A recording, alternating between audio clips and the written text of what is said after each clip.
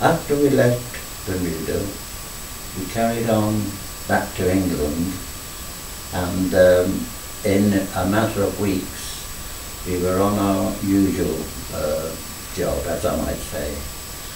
We were on the Russian convoys.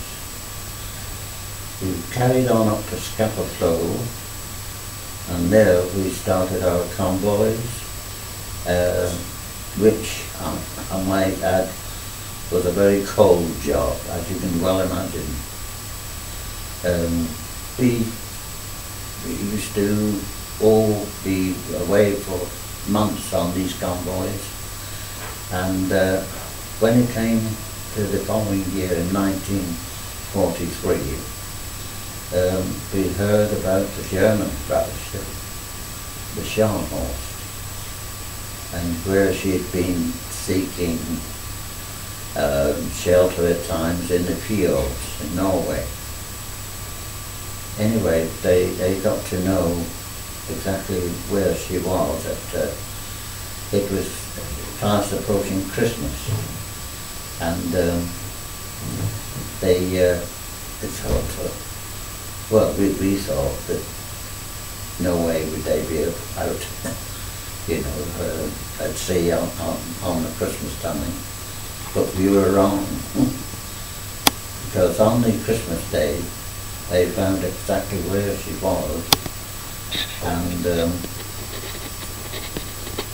we were fortunate in a way that it wasn't on Christmas Day, because the sergeant in charge of our gun turret there managed to get a couple of bottles of gin from the wardroom, from the officers' quarters, and by the time it had been passed round, we were all a little bit chilly, as you might say.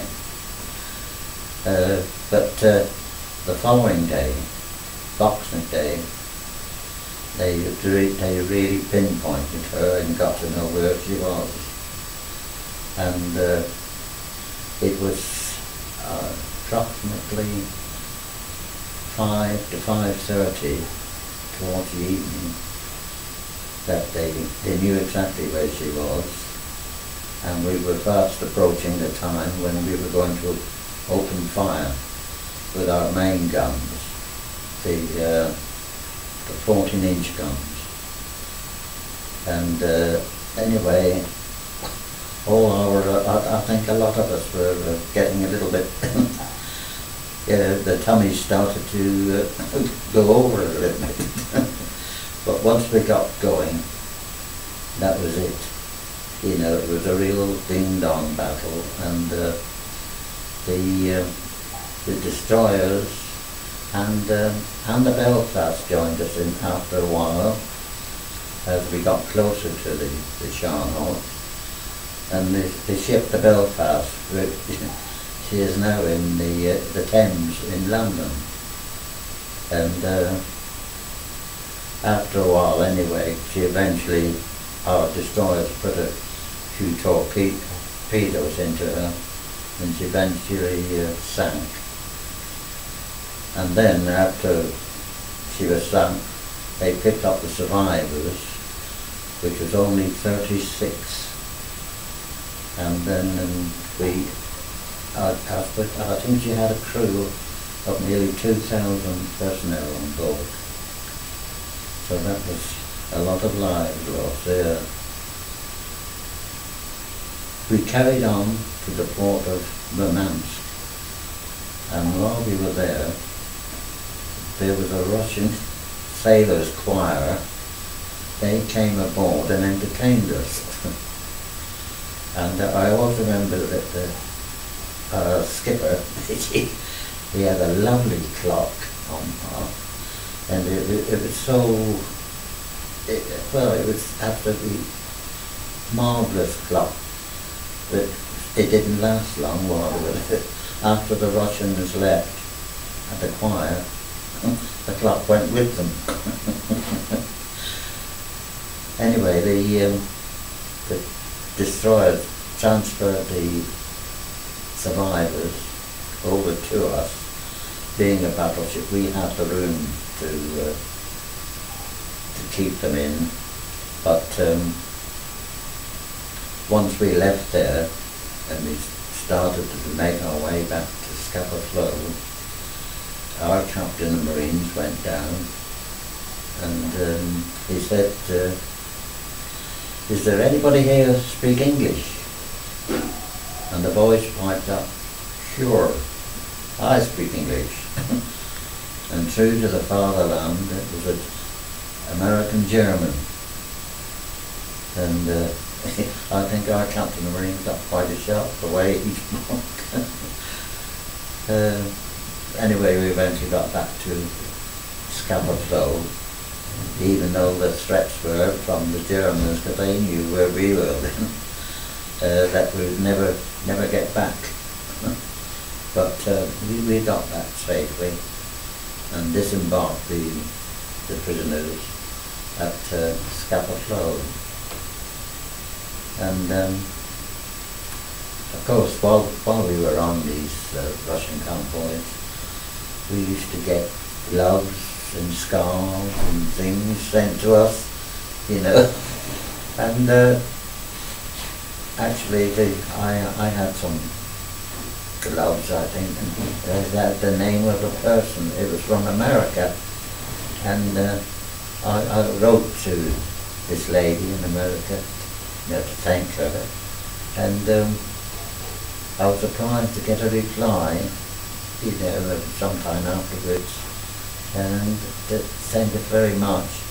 And she said in the letter, and she heard about the sinking of the Scharnhorst in our ship.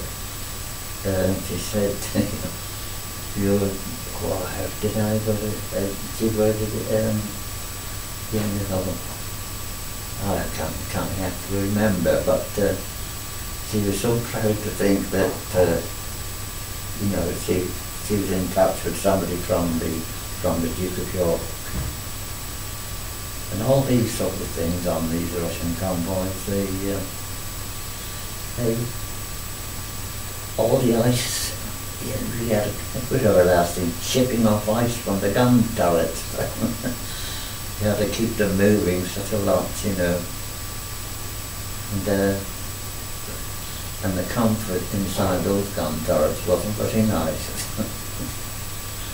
Well, it got so cold that when we used to gradually approach the Scottish coast, coming back from each convoy, all the icicles that had formed inside the gun turret started thawing out. And all we were getting was drip, drip, drip, drip, drip. Yes, but yes, I always remember that. Yes, and yes, I was on the ship, on the Duke of York, as I say, from 1941 until 1944. And for our victory over the Scharnhorst, we travelled down to Liverpool, and each of the watches, the starboard watch and the port watch, had a week's holiday each. The port watch went first while the starboard watch remained on board, and during that week I don't think I was sober once. All the money that I had, you know, saved, you know, and but it was really great. And that's my memories of Liverpool. Not football teams, nothing. Yes, when you look back on those days, it makes you think, well, I was lucky. That's all I can say. I was lucky. Okay, Andrew. Bye.